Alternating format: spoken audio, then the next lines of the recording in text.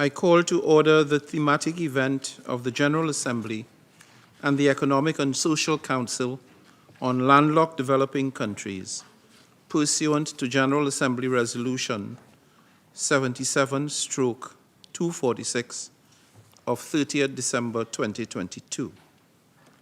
I'm pleased to be here with you, together with Her Excellency Paula Narvaez, President of the Economic and Social Council, our distinguished Deputy Secretary General, Ms. Amina Mohammed, and Ms. Rahab Fatima, the High Representative for Least Developed Countries, Landlocked Developing Countries, and Small Island Developing States. We also have the honor of having His Excellency Lemongang Kwape, Minister of Foreign Affairs of Botswana, in his capacity as chair of the group of LLDCs, and Ms. Ursula Winhoven, the head of the Liaison Office of the International Telecommunications Union.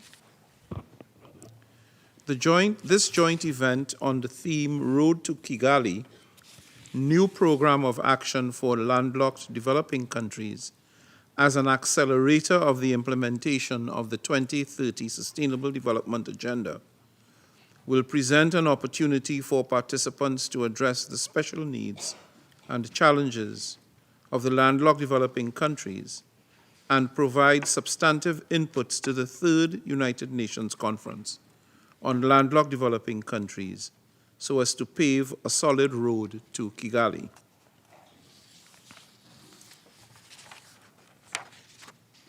I will now deliver remarks as President of the General Assembly.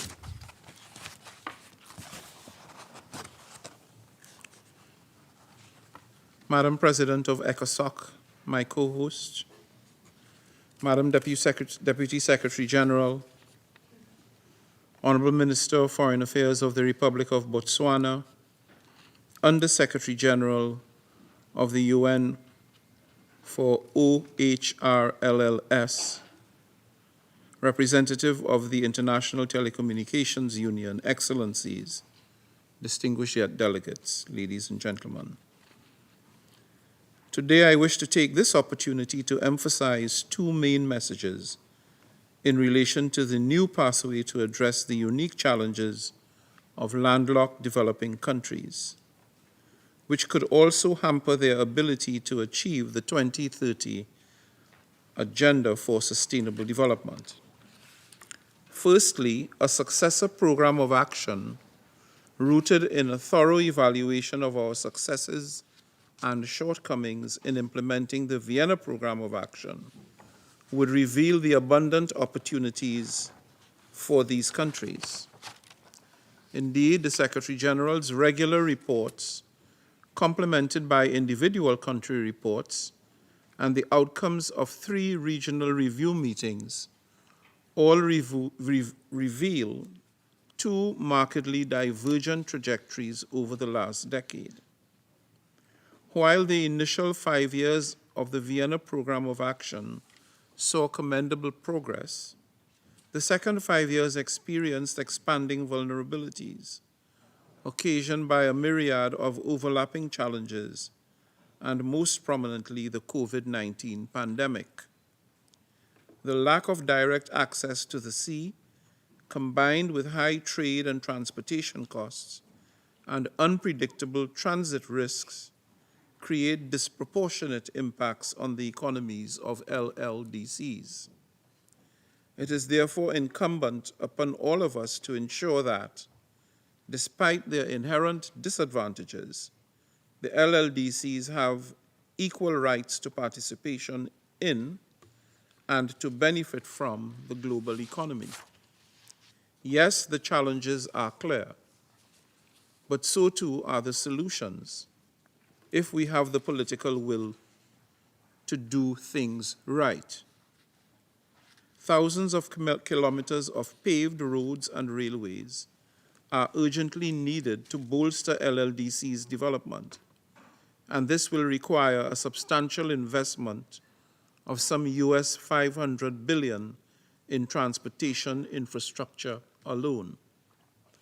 Collaboration with transit countries as partners and accelerating regional integration initiatives to boost intra-regional trade is essential to produce collectively beneficial economic growth and resilience. Financing, including effective domestic resource mobilization to complement foreign direct investment and official development assistance, is likewise crucial. In addition, the proportion of people with access to the internet in LLDCs is half of the world average, 32.3% versus 63.1%. We must take proactive measures to ensure that LLDCs are able to fully, I repeat, fully reap the benefits of technological advancements, including affordable and accessible cutting-edge information and communication technology. Furthermore, resilience building and disaster risk reduction is essential to combat the economic, social, and environmental impacts and to minimize costs, the wear and the tear from climate change-induced weather elements. Regrettably, many LLDCs cannot make any meaningful investments because they are trapped in cycles of debt, with 10% of them facing a high risk of debt distress, while total external debt stock stands at a concerning 52% of their GDP. My second point is that to better tailor the solutions, the successor program of action must benefit from an inclusive preparatory process throughout the road to Kigali. We must therefore cast as wide a net as possible to include all voices, including the young people.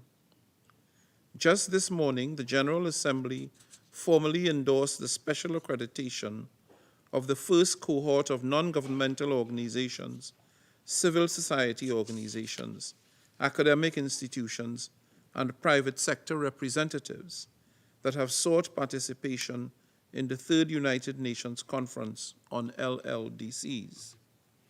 Engaging with the UN system, development partners, and all relevant stakeholders across the board will be crucial for unlocking transformative possibilities. I'm also delighted to share with you two significant initiatives I recently launched as part of my priorities during the 78th session. Firstly, I revived the Board of Advisors on LDCs, LLDCs, and SIDS, which I have the privilege to rely upon as we galvanize support and search for viable solutions. I successfully convened the inaugural meeting of the board just last week to also address our journey to Kigali, and many insightful ideas were generated. Secondly, as also announced during COP28, I will be convening the first ever Sustainability Week in April 2024 as a flagship initiative of my presidency. This week-long event will spotlight crucial priorities which are also important for LLDCs, encompassing sustainability themes in the sectors of infrastructure, transportation, energy, tourism, debt, as well as socioeconomic inequality, among others.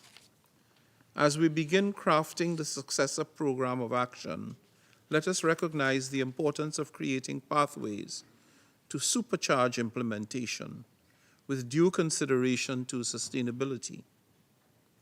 Excellencies, distinguished delegates, ladies and gentlemen, let me conclude by saying that the prevailing misconception that a geographic gap implies a development gap, and that being landlocked equates to being mind-locked, is one that we must dispel.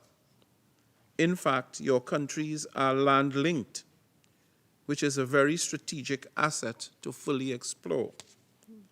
I am therefore confident that today's joint event will generate substantive inputs to LLDC 3, thus paving a just and sustainable road to Kigali. I end with my sincere gratitude to the President of ECOSOC, my co-host for this thematic event, for the excellent partnership, as well as the High Representative USG, Ms. Rabab Fatima, for the support in organizing this event. I am delighted that our teams have worked so collaboratively to ensure its success. And I also look forward to working closely with the chair of the LLDCs, Botswana, incoming host, Rwanda, as well as the Bureau of the Preparatory Committee, towards a positive outcome in Kigali. And my participation in the conference stands confirmed. I thank you.